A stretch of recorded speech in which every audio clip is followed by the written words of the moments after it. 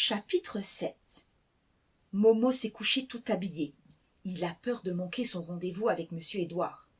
Alors il essaye de rester éveillé en regardant les aiguilles de la montre avancer lentement. À 1h moins 5, il sort de son lit, prend ses chaussures à la main, traverse le salon sur la pointe des pieds, s'assure qu'il a sa clé, referme la porte de l'entrée tout doucement derrière lui, enfile ses chaussures et descend dans le noir, le cœur en émoi. Il se faufile ainsi jusqu'à l'allée des Crocus. Et là, monsieur Édouard et ses amis l'attendent, serrés les uns contre les autres, effarouchés et silencieux, tenant chacun dans ses mains un pot de peinture, des rouleaux et des pinceaux. Momo pousse un gros soupir de soulagement. Il avait tellement peur de ne plus jamais revoir monsieur Édouard. « Voilà, votre Altesse, vos ouvriers », lui dit son ami, comme si absolument rien ne s'était passé. Et tous les amis de monsieur Édouard s'inclinent devant le petit prince. « Au travail !» ordonne monsieur Édouard. En quelques instants à peine, telle une nuée de fourmis sur un sucre, tout ce petit monde s'agite sans faire le moindre bruit. Ça badigeonne, ça barbouille, ça peint dans tous les sens. Et alors que le jour se lève doucement derrière la cité endormie, le mur triste, gris et sale des bleuets se recouvre peu à peu du plus merveilleux des champs de crocus jaunes et blancs sur fond vert. Le lendemain matin, Momo fait la grasse matinée. Il s'est couché si tard.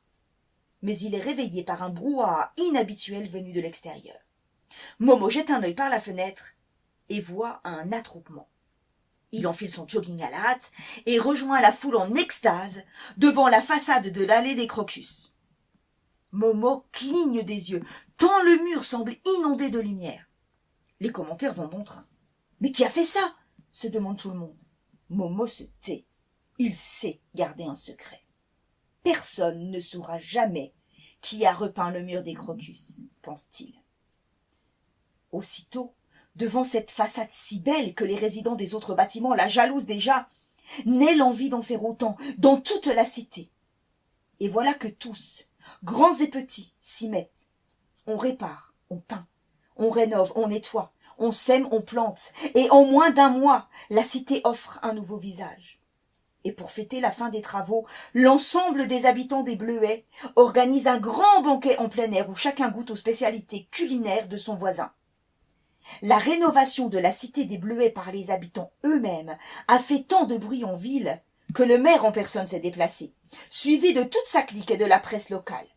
Il a même fait un discours pour complimenter ces hommes, ces femmes, ces jeunes et ces enfants courageux, dont l'esprit civique devrait être un exemple pour tous. Il parle, bombe le torse, prend des pauses, tant et si bien qu'on finit par avoir l'impression que c'est lui et lui seul qui, de ses petits bras musclés, a rénové la cité.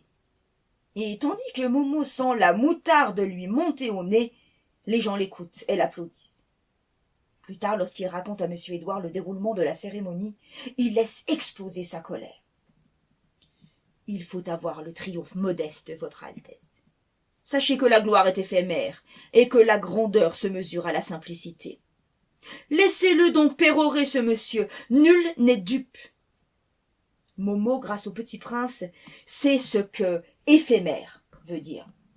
Monsieur Édouard parle parfois si bien que même Momo, qui sait pourtant de plus en plus de mots nouveaux, ne le comprend pas toujours. Il aime beaucoup écouter monsieur Édouard parler. Il voudrait tellement parler comme ça un jour lui aussi.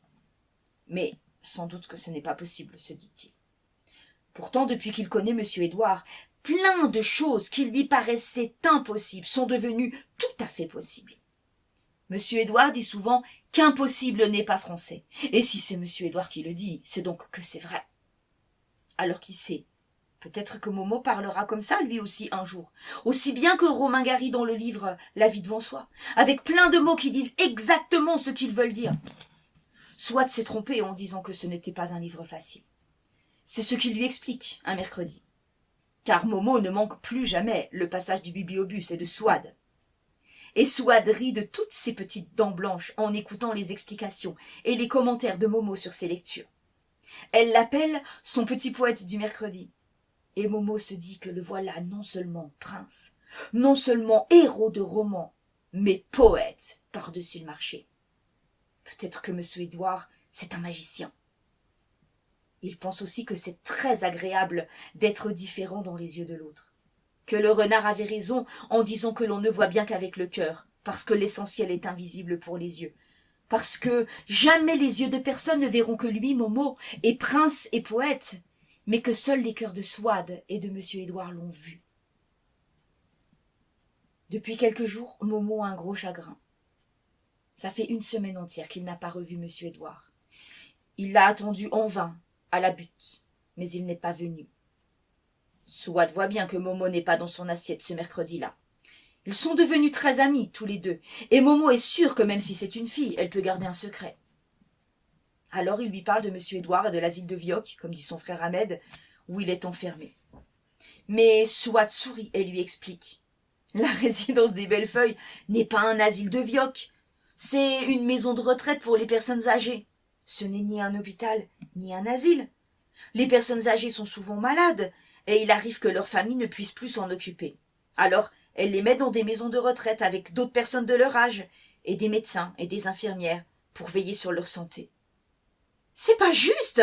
crie Momo. « Les vieux, c'est pas comme les chiens qu'on abandonne attachés à un arbre quand on n'en veut plus, comme dit Madame Rose.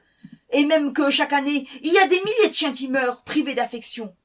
Les vieux ont besoin d'affection, sinon ils meurent attachés aux arbres comme les chiens. » Et Momo éclate en sanglots. Souade le prend alors dans ses bras et le berce tout doucement, en lui chuchotant des mots de consolation dans l'oreille. « Monsieur Édouard est mon ami, et c'est important un ami, » dit Momo, enfin apaisé. Le renard dit que depuis qu'il n'y a plus de marchands d'amis, les hommes n'ont plus d'amis, poursuit-il en pensant à l'autre petit prince qui, lui, n'a pas la chance d'avoir une Souade pour le consoler quand il a du chagrin. Souade comprend tout ce que dit et ressent Momo. Il n'a pas besoin de lui donner des tas d'explications, comme il doit le faire avec Fatima ou Yasmina, parce que Souade a lu tous les livres du bibliobus, comme M. Édouard. Heureusement, M. Édouard est revenu dès le lendemain. Monté sur le banc, Momo et son ami admirent la cité des Bleuets qui porte si bien son nom à présent. Car M. Édouard, après avoir dévalisé l'atelier de peinture des Bellefeuilles, s'est attaqué à la cabane du jardinier et a rapporté des dizaines de petits paquets de graines de bleuets que Momo et lui ont semés au vent.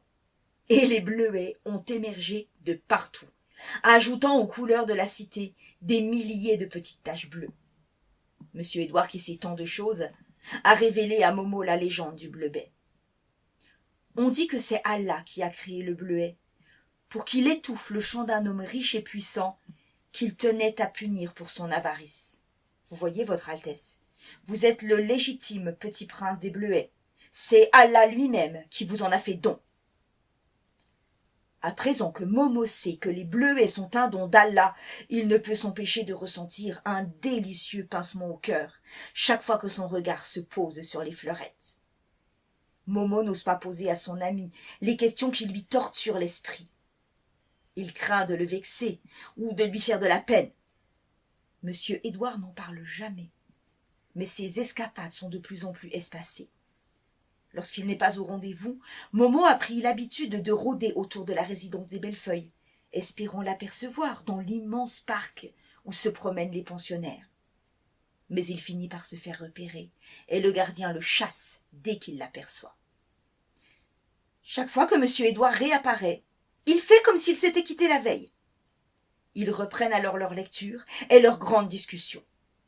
Un jour, M. Édouard arrive avec un petit échiquier de voyage. « Il faut impérativement que votre Altesse apprenne à jouer aux échecs, lui dit-il. Tous les rois et tous les princes du monde jouent aux échecs. Momo ne sait pas, mais il veut apprendre. Le jeu est difficile, mais Momo est intelligent, et M. Édouard, comme sans doute tous les anciens instituteurs à la retraite, infiniment patient. Peu à peu, Momo se passionne pour ce jeu de réflexion où s'opposent les rois, les reines, les fous et les cavaliers. Momo devient très fort aux échecs, et il voit tout de suite les erreurs de stratégie de M. Édouard. Mais il ne lui dit jamais, parce qu'il sait à présent qu'il faut avoir le triomphe modeste parce que la gloire est éphémère et que la grandeur se mesure à la simplicité.